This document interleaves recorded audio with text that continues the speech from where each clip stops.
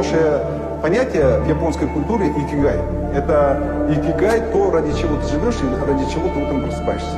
Ну, если вкратце говорить. Но если говорить более длинно, это твое предназначение в жизни. Для чего ты пришел в эту жизнь? Это, по сути, смысл, то, что мы говорим, в чем смысл жизни. Для того, чтобы добиться счастливой жизни, вы должны планировать правильные вещи. Если вы не знаете, для чего вы вообще живете, вы запланируете неправильные вещи. А самое худшее в этой жизни – эффективно делать то, что не нужно делать. А для того, чтобы определить, а что же тогда нужно делать, для этого вам нужно ответить на вопрос. Икигай. Что вы любите делать?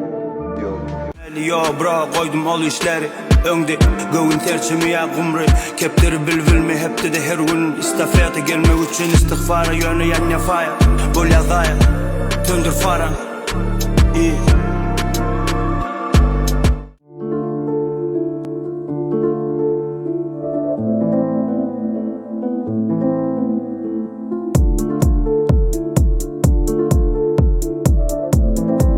Krasna Vegas Music.